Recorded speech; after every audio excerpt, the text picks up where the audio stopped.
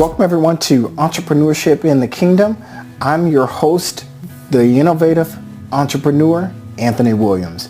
Thanks so much for tuning in. So we'll be talking about effective strategies for entrepreneurs that are seeking to operate in business. Let us begin by reading the word. We're coming from Habakkuk 2:2, and it reads, "And the Lord answered me and said, write the vision and make it plain upon tables, that he may run that readeth it." My goodness, that is awesome. When I read that particular verse, I immediately think about creating an effective business strategy.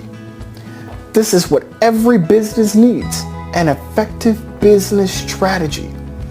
If you're intending to operate successfully as a business, you need a business strategy. So let's talk about what a business strategy is.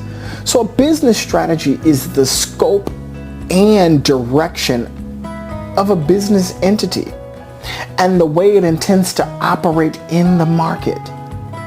What it does is that it clearly defines the strategic direction in which you intend to take your business.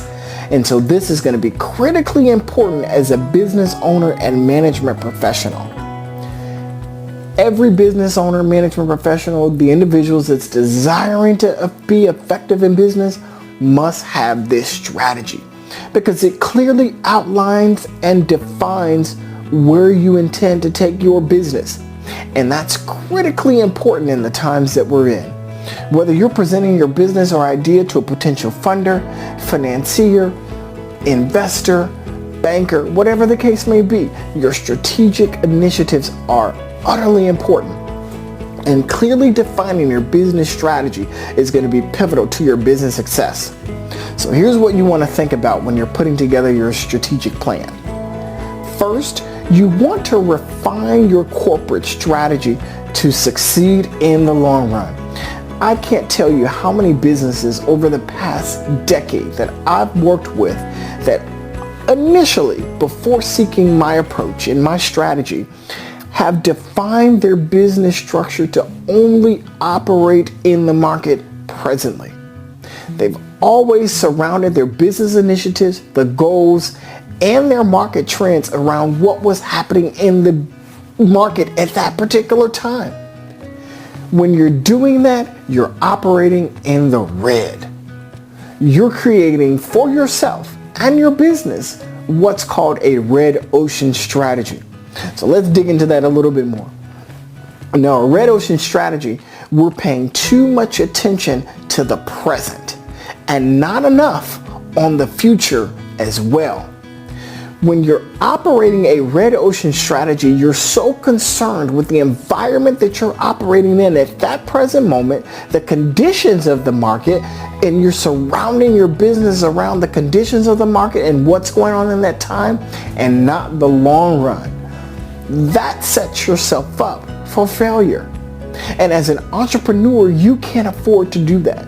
So in your strategic plan, you want to make sure that you are creating a strategy that not only dictates the direction in which you intend to take your business, but you also want to be conscious to create a strategy that's going to help you to be effective in the present and the future. You want to make sure that you're setting your business up to be sustainable, so that any funder, financier, or management professional that wants to look at your business have no problem financing your business. Exactly what the word says. The word says, write the vision, make it plain upon tables, that the one that readeth it run. You want people, when they read your strategic plan, to run. Run with your vision, run with your hearing, run with those things that's going to make your business obtain greater market share. You want them to be able to hear the market trends and immediately after reading your strategic plan, know that your business will set itself up in a way that will capitalize its market and sustain any economic or commercial hardships. You're operating in the red if you don't take the opportunity to develop a strategic plan that's going to allow you to gain greater market share and reach a different consumer base. Secondly, when you're operating in business, you always want to have a good corporate strategy in mind, even if you want to maximize in the future. One of the things I can't tell you that's happened over the past decade, whenever I've worked with entrepreneurs and management professionals to expand their business, oftentimes they'd be so concentrated on generating profits in the future and not in the present. When you're thinking about developing a strategy, you want to make sure that you're developing a strategy where consumers are so engaged with your business that you're setting up yourself to earn profits in the present and the future. So often entrepreneurs only set themselves up to make sure that their business is diversified and sustainable for any future activity. What you want to do in terms of revenue generation, you want to make sure that your business is sustainable to address those challenges in the beginning and the future. Just like when creating a strategic plan and a corporate strategy that's good for now in the long run, you want to do the same thing when you're developing a strategic plan that's going to address those things as it relates to you generating revenue. You want to be sure that you are creating a strategic plan that is both sustainable in finance and sustainable among your customer base. So often as entrepreneurs, you think about just catering to one consumer base, and that's fine in the beginning. But you want to make sure that in your strategic plan, you're addressing it from a global perspective. Sure, you want to make sure that your revenue is generated good now and in the future. You want to make sure that you're maximizing on your profits now and in the future. But you also want to make sure that the operational components of your strategic plan is addressing expansion. Now, I know that can be intimidating. Absolutely. Just the thought of it can be intimidating. But you're doing yourself a disservice when it is that you don't touch on operational expansion in the beginning stages of your business. Now, you may not seek to expand operations until 2, 5, 10 years down the line, and that's fine. But you need to touch on those things in your operational plan. Because what that does for your strategic plan as a whole, it lets the investor, financier, or any management professional that you have looking at your business buy into the vision from the perspective of sustainability in that you see yourself going global. Now, setting yourself up for that in the physical, in the natural, bringing all those resources together may not happen right away. And that's fine. But you want to make sure that you're covering those things in your strategic plan because that builds confidence for you personally and professionally. If in your strategic plan, when you're developing your business, you're speaking of on aspects of expanding operation domestically, internationally, and even from a global realm, just imagine what that's doing. One, for the operational plan, showing that you're being sustainable, but two, imagine what that's doing for your confidence. You're operating just as a kingdom entrepreneur.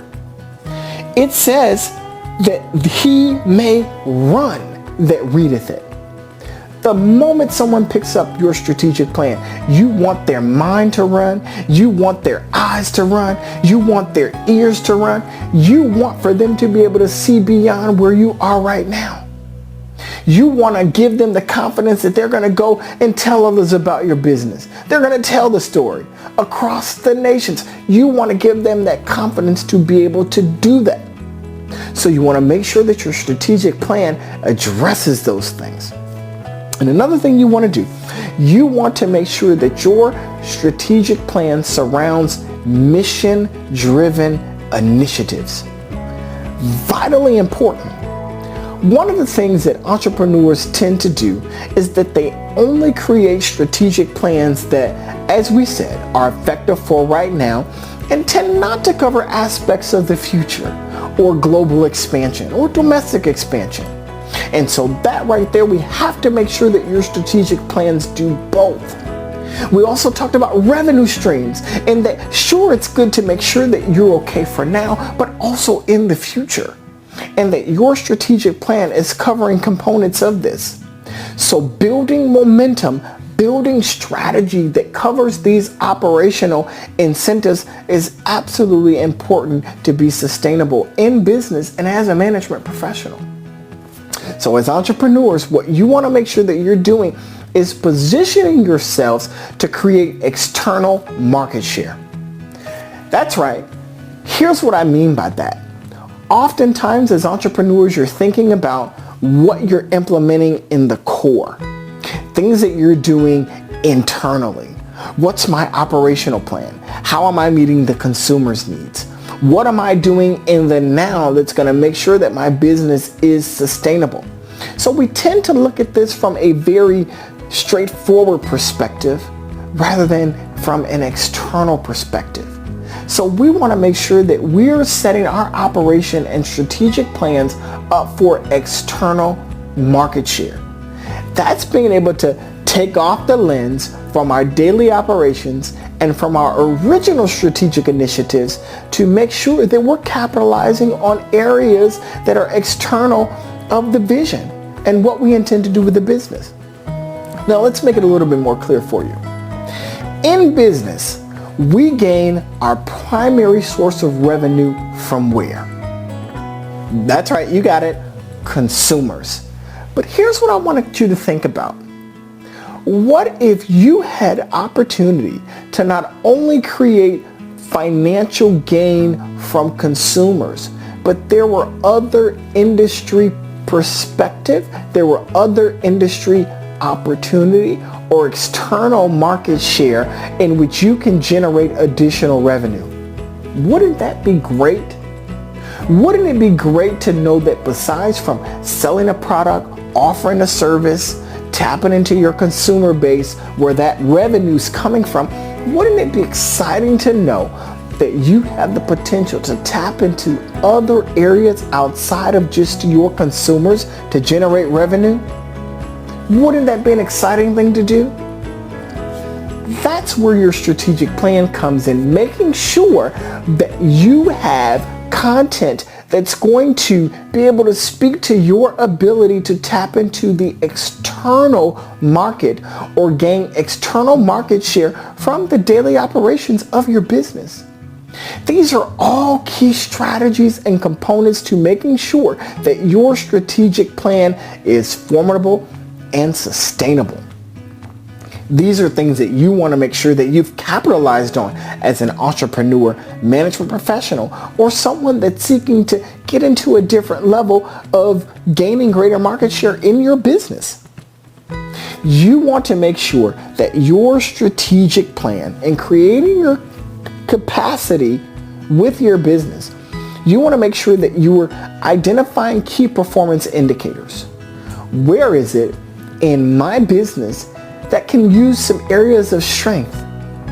Where in my business am I lacking the ability to increase the power that my business has in order to gain external clients? Where is it that I can tap into within the operations for my business that I will have the ability to generate additional streams of revenue and content relating to the services or products that I'm offering that will allow me to increase visibility in the market? These are things that you want to keep in mind and key performance indicators that you want to make sure that you're leveraging to ensure success in your business. So as an entrepreneur, management professional, an individual that's looking to increase their market share, develop business in this market, you want to make sure that you're identifying key indicators in your strategic plan that you have the ability to source and control, that you have the ability to turn off and turn on based upon what you've set out to not only gain internally but external in the market. You want to make sure that you have both an eye and an ear to the market and what the market is doing. I have so many stories of entrepreneurs that I've worked with that before coming to me for strategy and innovation was only concentrated on gaining market share, visibility, and traction in one area of their business. Business was good. It was wonderful. It was fantastic. They were meeting their bills. They were getting their overhead in place. They had things all together. However, if you're in that mindset and you think, my overhead's good, I'm meeting and exceeding my market share, I'm generating revenue as I had planned to, business is great. If you're on that same trajectory in your business, do you think you're creating a red ocean strategy? Absolutely you are. So I want you to cross the finish line and begin to think of ways to create a blue ocean strategy. If your mindset and perspective tends to be streamlined in the same wavelength as it is consistently from the time you've opened your business to the time your business starts to do okay, then it starts to do very well. If you're in the same mindset and business trajectory in those same quarter marks, you're operating in a red ocean strategy. Even when your business is going well, even when you're superseding your market, you want to make sure that you're consistently putting yourself in position to capitalize on an even greater trend in the market. How's it that you do that? You stick your ear in the market. Poll your consumers. Poll all interested stakeholders who have a share in your business to understand what the market's saying about your business.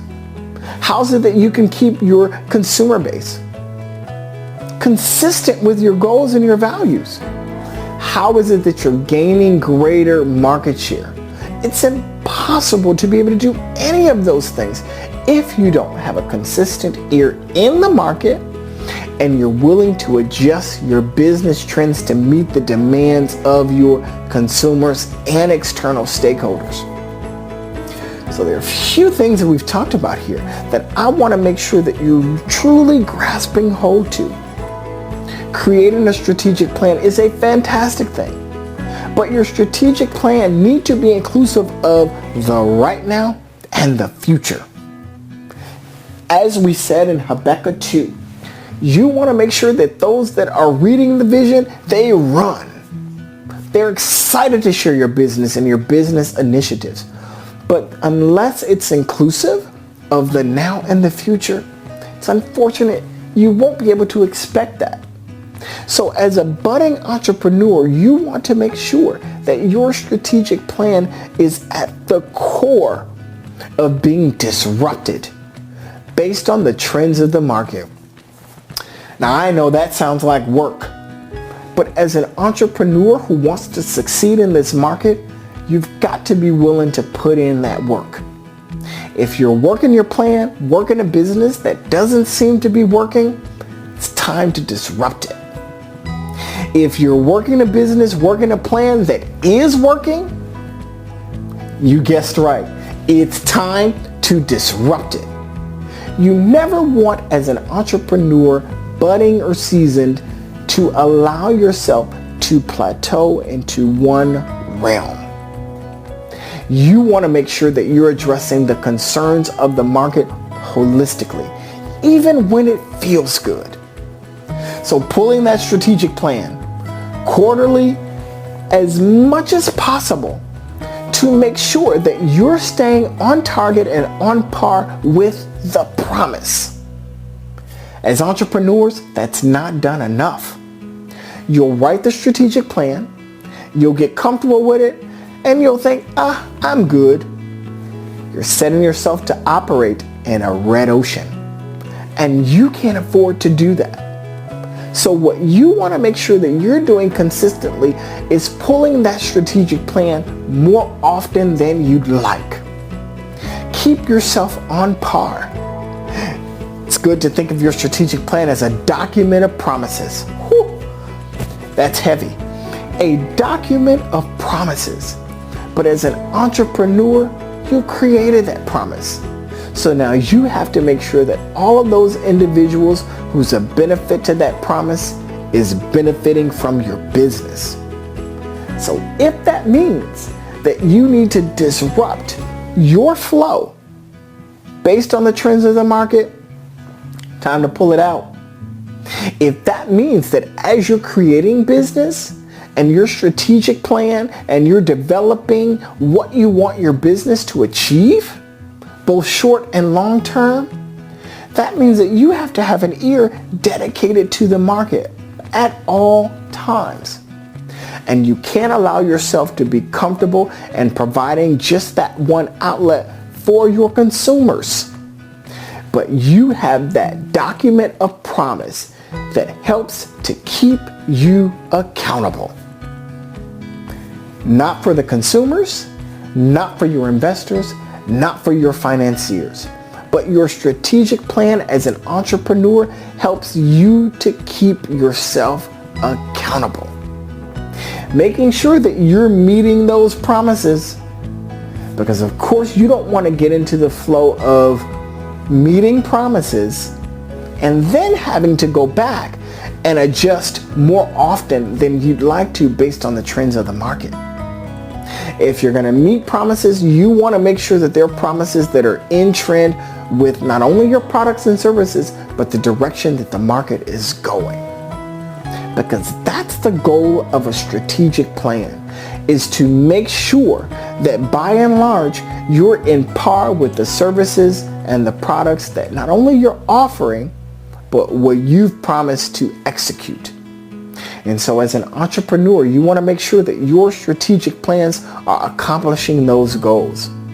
So if that means you got to pull the team, you got to re-innovate, you got to adjust some services, you got to enhance your products, by golly, that means you've got to do it. You want to make sure that your vision is so fresh that it's just as is, and sometimes even better than the day that you birthed that thing. So when you're thinking about your vision, think back to the moment that you've gotten pregnant with that thing. Think about the moment that you were inspired to execute this dream. That's the same vigor, the same fervor, the same excitement that you want to bring to the table when you pull that strategic plan out to ensure that you're holding yourself accountable to the promises for the consumers and all involved stakeholders. You want to make sure that not only this document is disrupting trends within the market and within your core business, but it's also disrupting trends within you. Because if you've gotten comfortable where you think that the services that you're providing or the products that you're dealing with is A-okay based upon where you are in business, then there's some changes that you need to make. As an entrepreneur, never fear change, because that strategic plan is full of changes. If not, it needs to be. That document is so powerful that it has the capacity to not only command greater market share, but also more revenue, to innovate, and to be able to expand services like never before. But if you don't take the time to invest in informing your strategy in the beginning, you'll pay for it in the end. That was good. I think I'll say that again.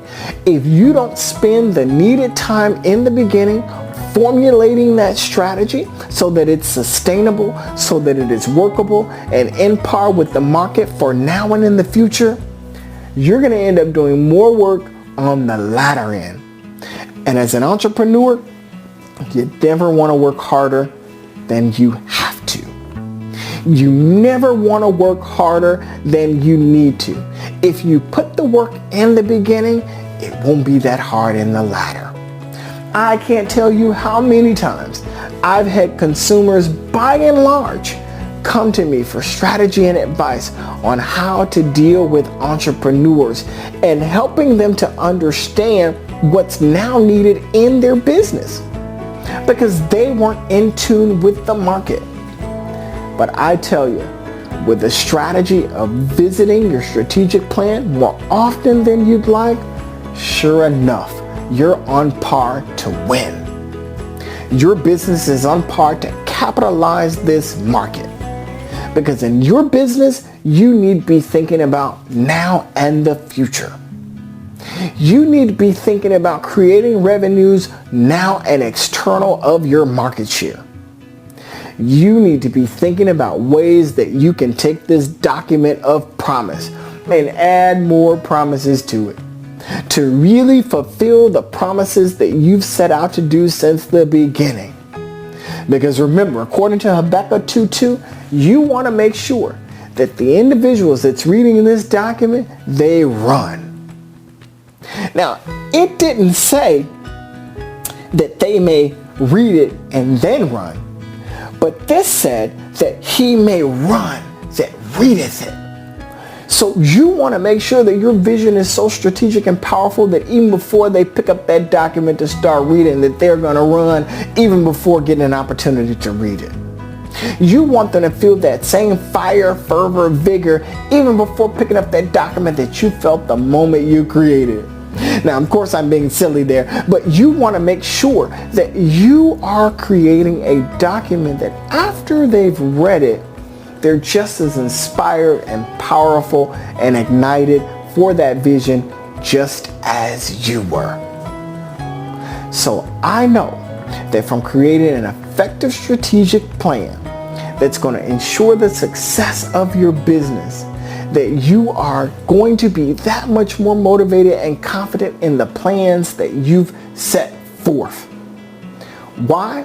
Because you've got the word, you've got fervor, you've got confidence, you've gotten all those things that as a kingdom entrepreneur that you know you need to have in order to set yourself up for the best. And so I want you to really, the next time that you're formulating that strategic plan, I want you to really make sure that you dotted all those I's, crossed all those T's, that absolutely you're so confident in that plan that those that read it will be just as confident, if not more. And I think that you would do an absolute fantastic job if you take the time and create a plan that not only works for the now, but for the latter. That not only works for the moment, but works for the future. And you have the power to be able to do that as a kingdom builder, as an entrepreneur, as a management professional. There's greater territory for you to be reached, and it starts with your strategy.